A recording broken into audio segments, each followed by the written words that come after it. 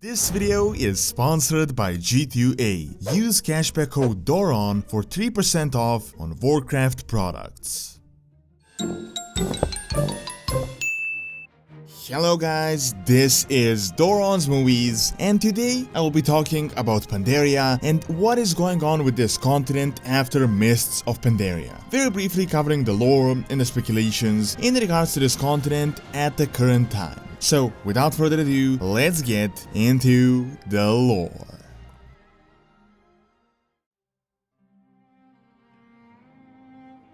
Long ago, the titan Amantul ripped out the old god Y'Shaarj, subsequently creating a massive wound known as the Well of Eternity. The remains of the old god fell upon the southern portion of the original Kalimdor supercontinent, which would after the sundering become known as Pandaria. For a while, the mogu would rule the continent and were one of the most powerful entities, not just on the southern part of the continent, but on the entirety of Azeroth.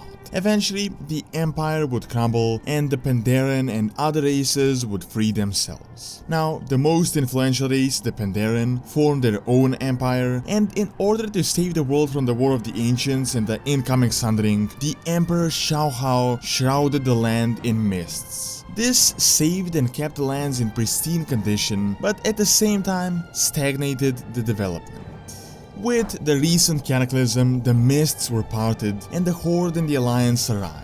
Garrosh set his sights on acquiring the secret weapons of Pandaria, the Divine Bell and the Heart of Y'Shaarj, and the Alliance was keen on stopping him and establishing their own influence. Much would happen and we would fight the Mantid, the revived Thunder King, as well as the remnants of the old god influence, the Shah. Ultimately, after consuming the heart of Y'Shaarj, the Siege of Orgrimmar began and Garrosh was defeated. His trial was in Pandaria, and from there the entire storyline of Warlords of Draenor began. However, since then, many events occurred, so what is going on with Pandaria, what are the various native races doing, and what is the future of the continent? Well, in terms of the most important storyline, the Old God remains and the Shah, as far as we know, things are looking much better. The Shah are physical manifestations of negative emotions, and the reason they appeared on Pandaria was because the essence of Y'Shaarj was all over the continent. However, as Garrosh drained all of the heart, the Shah would eventually cease to exist. There was a massive explosion within the Vale of Eternal Blossoms, which desecrated the land and caused serious damage. Fortunately, the Golden Lotus worked on cleansing it, and it is said that by the time the Iron Horde invaded Azeroth, most of the zone was brought under control. The majority of the Shah have also disappeared, but we have seen during the Burning Legion invasion that some Shah remained. It is unclear why, but it is speculated that eventually they will be entirely gone. This also leads us into one of the most recent incidents on Pandaria, and that is the demonic invasion during Legion. The Burning Legion attacked and destroyed the monastery at the Peak of Serenity and killed many of the monks training there. Despite a few isolated events, Pandaria was not heavily damaged by the demonic influence. In terms of the Pandaren, we know that some followed us and joined the Alliance and the Horde, however, most of them remained independent. shado-pan, the elite fighter organization, did play a role since Mists of Pandaria. First, they sent several warriors to Draenor in order to fight the Iron Horde and would combat the Arakoa. During Legion, they would defend their homeland and teach the High Mountain Tauren the ways of the monk, and during Battle for Azeroth, they would play a minor role by infiltrating the Mogu in Zuldazar. When it comes to the Mantid, one of the more influential races in Pandaria, their future is uncertain.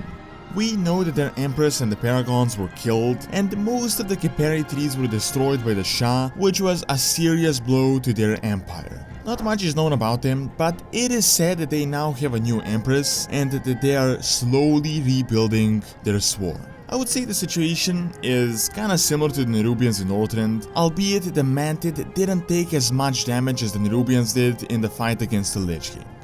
Now, when it comes to our allies, the hozen and the jinyu, there is very limited information. Some have actually followed the Horde in the Alliance and are even a part of it now, and some are seen as travelers and merchants. I would say majority is mostly glad that the conflict on Pandaria is over and that they can now finally return to their peace. Still, it is entirely possible that they could play some role once again in the future for both of the factions, possibly as some new allied races. In terms of the two former big threats to the expansion, the mogu and the zandalari, there is some information. We know that both of them were defeated, and especially the zandalari that invested quite a bit into this campaign. The mogu also suffered a very serious blow despite reviving Lei-Shen. The entire action was essentially a last-ditch effort, and their forces would be completely decimated. A portion of the mogu would follow Zol and would attack the zandalari in order to distract and make way for the coup against Rastakhan. Aside from that, several mogu clans sought power of Azerite, claiming that the power of Earth is theirs by right.